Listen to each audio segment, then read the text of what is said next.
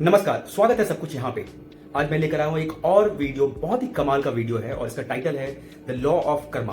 कर्मा के नियम, कर्मा के 12 नियम हैं और मैं आज डिटेल में बात करने जा रहा हूँ कर्मा के सारे नियमों के बारे में। और अगर आप ये समझ लेते हो, कर्मा के सारे नियम चक्र जो चक्र हैं उसको आप समझ लेते हो तो आपकी जिंदगी बहुत ही आसान हो जाएगी। आप जिंदगी का मतलब समझ जाओगे और शायद जो गलतियां आप कर रहे हो गलतियां आप ना करो और अपनी जिंदगी को बेहतर बना सकते हो। तो बिना देर के इस वीडियो में हम समझते हैं कर्मा के 12 नियम क्या हैं, all the laws of karma. सबसे पहला, द ग्रेट लॉ। इसको आप ऐसे समझो, हम कहते हैं ना जैसी करनी वैसी भरनी। The great law of Karma यही कहता है कि आप जैसा करोगे वैसा भरोगे। आप जैसी भी एनर्जी यूनिवर्स में स्प्रेड कर रहे हो, पॉजिटिव या नेगेटिव, वो घूम फिर के आपके पास आएगी ही आएगी। अगर आप किसी की मदद करते हो, बहुत ही काइंड हो, बहुत ही जेन्युइनली किसी की मदद करते हो बिना किसी एक्सपेक्टेशन के, तो वो घूम के आपके पास आएगा, लोग आपकी मदद करेंगे। अगर आप बहुत ही शातिर हो, बस आप मतलबी हो, आप किसी को धोखा दे रहे हो, किसी को दुख दे रहे हो, किसी को परेशान कर रहे हो, तो वो कर्मा ज्यादा टाइम नहीं देता, वो घूम फिर के वो परेशानी आपके पास आएगी ही आएगी। तो अगर आप बहुत परेशान चल रहे हो, कुछ भी ऐसा हो रहा है आपके साथ, तो कहीं ना कहीं ये कर्मा का जो फर्स्ट लॉ है, द ग्रेट लॉ, उसका असर है। लेकिन इसका मतलब ये नहीं कि अगर मैंने आपको एक थप्पड़ मारा तो आपने कुछ गलती करी होगी पास्ट में इसलिए मैंने आपको थप्पड़ मारा। डेफिनेटली आपको पास्ट की किसी गलती की सजा मिली है, लेकिन मैंने जो भी आपको थप्पड़ मारा ये मेरा कर्म है और ये कर्म की सजा जो भी होगा ये घूम फिर के मेरे पास वापस जरूर आएगा। आप मुसीबत में किसी पड़ोसी की मदद कर दो, जरूरत पड़ने पे आपको भी मदद मिलेगी। जरूरी नहीं है कि वही पड़ोसी आपकी मदद करेगा, लेकिन कुछ ऐसे सिचुएशन में जब आप फंसे हुए आपको किसी की मदद की जरूरत है, कोई प्रोएक्टिवली आके आपकी मदद करेगा। ये डेफिनेटली होता है और हमेशा होता है। It's not just about helping someone, it's about every small thing, every little bit. आप कुछ भी करते हो, पॉजिटिव या नेगेटिव, आपके हर एक्शन का एक रिएक्शन होता है। आपके द्वारा किए गए हर काम घूम फिर के आपके पास वापस आता है। आपने किसी को फाइनेंशियली मदद किया, किसी को फिजिकली किया, किसी को मेंटली किया, किसी के लिए इमोशनली आप खड़े थे, आपके जरूरत में ये जो कर्मा का चक्र है, ये लॉ जो है ना, घूम फिर के आपके मदद के लिए वापस जरूर आएगा।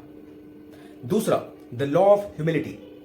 कुछ बदलाव के लिए ना कुछ करने की जरूरत है, कुछ अपने आप नहीं हो जाता। आप एक एग्जाम्पल समझो, आपकी साइकिल टूटी हुई है, आप चला नहीं पा रहे हो, तो आप ये सोचोगे कि मैंने बहुत लोगों की मदद करी है पास्ट में, तो मेरी भी कोई मदद करेगा और साइकिल अभी ठीक करके जाएगा। वो एक अलग लॉ है। यहां पे आपको ये समझने की जरूरत है कि आपको कोई चीज एक्सेप्ट करने की जरूरत है, अगर वो चीज सही है या खराब है। आपकी साइकिल टूटी हुई है, आपको एक्सेप्ट करने की जरूरत है। आपकी सिचुएशन खराब है, आपको सबसे पहले एक्सेप्टेंस लाना है। जब आप एक्सेप्टेंस लाते हो फिर आप उस पर एक्शन लेते हो। तो आपकी साइकिल टूट गई, इस बात को मान लो, अब साइकिल को लो, जाओ मैकेनिक के पास, उसे ठीक कराओ। तो लॉ ऑफ ह्यूमिलिटी यही कहता है कि we must accept the thing that is in front of us and we need to get the situation fixed and addressed. Third, the law of creation. जितनी भी चीजें आप देख रहे हो दुनिया में ना, आसपास, खुले आंखों से, बंद आंखों से, कुछ भी अपने आप नहीं होता, हर चीज क्रिएट की गई है। तो लॉ ऑफ क्रिएशन का मतलब यह है कुछ भी ओवरनाइट नहीं हो जाता, कुछ भी अपने आप नहीं हो जाता। हर चीज को पाने के लिए कुछ करना होता है, इनपुट होता है तभी आउटपुट होता है। आपको एक सक्सेसफुल करियर बनाना है, उसके लिए आपको बहुत मेहनत करने की जरूरत है, उसके लिए आपको दिन रात एक करने की जरूरत है, आपको फोकस करने की जरूरत है। आपके वीक पॉइंट्स पे, आपके स्ट्रेंथ पे, आपके करियर पाथ पे आपको कहां जाना है, कैसे जाना है, माइलस्टोन्स आपको सेट करने हैं और उन छोटे छोटे माइलस्टोन्स जो आपने बनाए हैं उसके अगेंस्ट आपको मेहनत करने की जरूरत है, तब आप वहां पहुंचोगे जहां पहुंचना चाहते हो। तो लॉ ऑफ क्रिएशन ये कहता है कि हर चीज को पाने के लिए मेहनत करने की जरूरत है, कुछ भी अपने आप नहीं हो जाता और चीजों में टाइम लगता है, मेहनत लगती है, वो आपको करने की जरूरत है। अगर आप इस चीज को समझते हो, मेहनत करते हो, तो लॉ ऑफ क्रिएशन आपके साथ है और आप डेफिनेटली अपने जिंदगी में वो मुकाम पाओगे जिसके लिए आप मेहनत कर रहे हो। चौथा, द लॉ ऑफ ग्रोथ। जी हां, जैसा नाम सजेस्ट करता है, द लॉ ऑफ ग्रोथ मतलब किसी चीज को हासिल करना, किसी बड़े मुकाम को पाना, किसी चीज को जिंदगी में बड़ा बनाना, बीट करियर हो या फिर कुछ आप सीखना चाहते हो, कुछ करना चाहते हो। एक एग्जांपल देता हूं, एक विशाल पेड़ जो आप देखते हो 100 साल, 50 साल, 200 साल पुराना होगा, वो हमेशा से विशाल नहीं था। कभी एक सीड रहा होगा, कभी एक बीज रहा होगा। जैसे एक छोटा बीज टाइम के साथ, मेहनत के साथ बड़ा वृक्ष बनता है, वैसे ही आपको लाइफ में कुछ हासिल करना है तो उसके लिए आपको टाइम देना पड़ेगा। धीरे धीरे धीरे ग्रोथ अपने आप आएगी। एक एग्जांपल लेता हूं, आपको कोई म्यूजिकल इंस्ट्रूमेंट सीखना है, आपको गिटार सीखना है, खुली आंखों से सपना देख रहे हो, मैं किसी पार्टी में बस I am just playing the guitar and I am rocking the party, लेकिन आपको गिटार बजाना नहीं आता, तो ओवरनाइट वैसे भी नहीं होगा। आपको धीरे धीरे धीरे धीरे लेसन्स लेनी पड़ेगी, आपको क्लासेस करने पड़ेंगे, आपको पढ़ना पड़ेगा, मेहनत करनी पड़ेगी, प्रैक्टिस करनी पड़ेगी। बहुत डिटर्मिनेशन के साथ, कमिटमेंट के साथ, डेडिकेटली आप मेहनत करोगे तो over a period of time आप धीरे धीरे इंप्रूव करोगे और इवेंचुअली आप वहां पहुंच जाओगे जहां आप पहुंचना चाहते हो और फाइनली आप उस पार्टी में गिटार जरूर बजाओगे। पांचवा, द लॉ ऑफ रिस्पॉन्सिबिलिटी।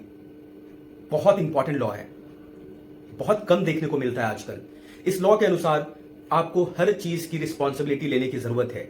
ये मेरा काम नहीं है, ये मैंने नहीं किया, ये किसी और की वजह से हुआ। अगर कोई काम आपकी वजह से हुआ है, आपको आइडेंटिफाई करने की जरूरत है, उसकी फुल रिस्पॉन्सिबिलिटी लेने की जरूरत है और उस पर मेहनत करने की जरूरत है, ताकि वो गलती दोबारा ना हो, या कुछ आपने सही काम किया है तो वो बाद में भी आप रिपीट करो, अपने लाइफ में रिफ्लेक्ट करो। एक उदाहरण, एक एग्जाम्पल लेता हूं। आप स्कूल गोइंग स्टूडेंट हो, कॉलेज गोइंग स्टूडेंट हो, आपने कुछ काम नहीं किया, होमवर्क करके आप नहीं गए, आपको पूरी रिस्पॉन्सिबिलिटी लेनी चाहिए कि मैंने ये काम नहीं किया, मुझे असाइनमेंट मिला था, मेरे से नहीं हुआ for any reason, and make sure you don't repeat that mistake next time. आप एक कॉर्पोरेट एम्प्लॉय हो, आप कहीं काम करते हो दफ्तर में, सरकारी या प्राइवेट, आपको कोई इंपॉर्टेंट असाइनमेंट या टास्क दिया गया था, आप उसको अच्छे से नहीं कर पाए या बिल्कुल नहीं कर पाए। आप ब्लेम नहीं कर सकते कि मेरे इस सबॉर्डिनेट की वजह से, मेरे इस कॉलीग की वजह से, मेरे बॉस की वजह से मैं ये काम नहीं कर पाया। ओनरशिप, रिस्पॉन्सिबिलिटी जब तक आप नहीं लोगे, चीजें नहीं बदलेगी, आपकी लाइफ बेहतर नहीं होगी। और ये बहुत आसान नहीं है। बहुत लोग बहुत ही आसानी से अपना पीछा छुड़ा लेते हैं और ब्लेम किसी के और के ऊपर डाल देते हैं। ये बहुत ही गलत बात है, आपको एक गलत इंसान बनाता है और ये बहुत ही नोटिसेबल और एविडेंट हो जाता है कि आपकी पर्सनैलिटी क्या है, आप कैसे हो। The day you start taking the responsibilities, लोगों की नजरों में आप आ जाओगे। लोग आपकी क्रेडिबिलिटी को पहचानेंगे कि ये अगर कुछ काम करता है तो ये करेगा, और अगर नहीं कर पाया या नहीं हुआ या इससे गलती हो गई तो he is a kind of guy, she is a kind of woman who takes the complete responsibility and ownership of the task. और एक बहुत ही स्ट्रॉन्ग पर्सनैलिटी, एक कैरेक्टर को झलकाता है। तो लॉ ऑफ रिस्पॉन्सिबिलिटी बहुत ही अहम भूमिका निभाता है आपकी जिंदगी में, और अपनी लाइफ को बेहतर बनाना है तो इस लॉ को समझें और प्रैक्टिस करें। छठा, द लॉ ऑफ कनेक्शन।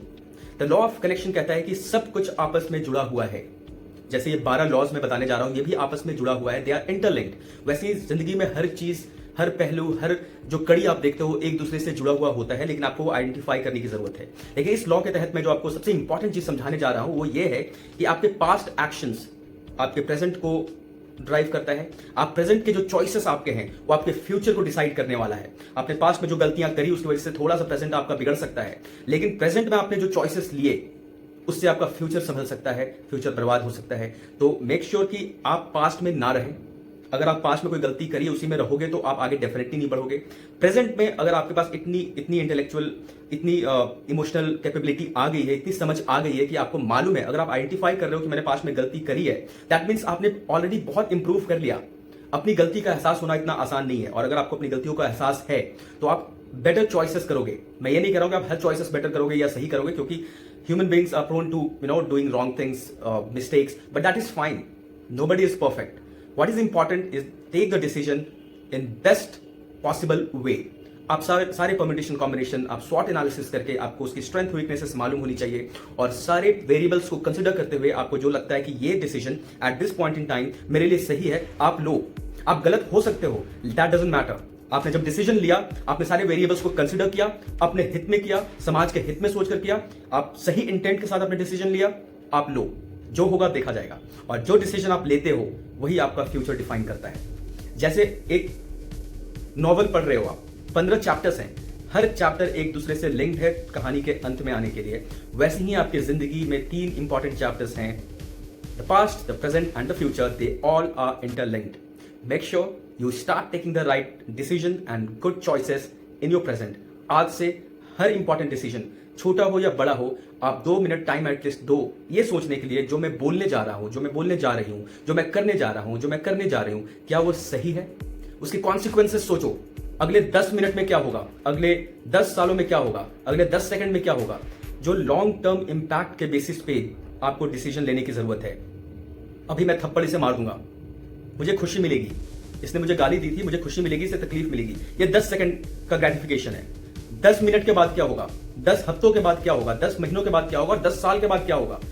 तो हर टाइम फ्रेम पे आपके जो करंट एक्शंस हैं उसका क्या रिपरकशन, क्या इंप्लीकेशन, क्या आउटकम हो सकता है, उसको सोचने की जरूरत है। और जो सबसे लॉन्गेस्ट, जो लास्ट लेवल, जो लॉन्ग टर्म, जो इंप्लीकेशन, जो कॉन्सिक्वेंसेस आपके सामने आ रहा है वो अच्छा है या बुरा है, उसके बेसिस पे अपने डिसीजन को लेना है। तो जो ये छठा लॉ था, the law of connection, that says your past, present and future, they are all are connected. आपको इंश्योर करना है कि आज से आप चॉइसेस सही लोगे। 7वां लॉ, कर्मा का 7वां लॉ यह है the law of focus. Focus बहुत जरूरी चीज है, और आजकल ट्रेंड है, आप सुनते होंगे, आप ऑफिस में, अपने दफ्तर में, कॉलेजेस में, या जनरल लाइफ में, सोसाइटी में, लोग कहते हैं ना ये बहुत ही मल्टीटास्किंग है, ये मल्टीटास्कर है। मल्टीटास्कर नहीं हो क्या तुम? मल्टीटास्कर नहीं हो क्या तुम? ये ओवररेटेड वर्ड है। There is nothing to be proud of अगर आप मल्टीटास्कर हो या मल्टीटास्किंग करते हो। कोई भी human being, nobody in the humanity can focus equally good on two different things at the same time. वो हाफ बेक्ड खाना बना रहा है अगर ऐसा करता है तो आपको फोकस करने की जरूरत है। अगर आपका एक इंपॉर्टेंट क्रिकेट मैच है और आपका कल एग्जाम भी है, आप दोनों चीज पे बराबर फोकस नहीं कर सकते। दोनों की प्रायोरिटी अलग होनी चाहिए। कल मेरा क्रिकेट मैच प्रायोरिटी 1 हो सकता है, स्टडीज प्रायोरिटी 2 हो सकता है, लेकिन परसों मेरा स्टडीज प्रायोरिटी 1 होगा और क्रिकेट मैच प्रायोरिटी 1 होगा। मैं किसी चीज को ये नहीं कह रहा हूं कि ये इंपॉर्टेंट नहीं है, हर चीज इंपॉर्टेंट है, लेकिन हर चीज का एक टाइमलाइन है, हर चीज की अपनी प्रायोरिटी अपने टाइम के हिसाब से डिफाइन होती है। तो आपको फोकस करने की जरूरत है। आपको अभी जो काम दिया गया है, अभी मैं वीडियो बना रहा हूं, 1 घंटे बाद मैं डिनर बनाऊंगा, तो किस चीज पे मुझे फोकस करना चाहिए? इस वीडियो के कंटेंट में मैं क्या बोल रहा हूं, क्या आपसे बात कर रहा हूं, या मुझे क्या खाना बनाना है वो सोचता रहूं। अगर मैं 2 चीजों के बारे में एक साथ सोचता रहूंगा तो मैं दोनों काम अच्छे से नहीं कर सकता।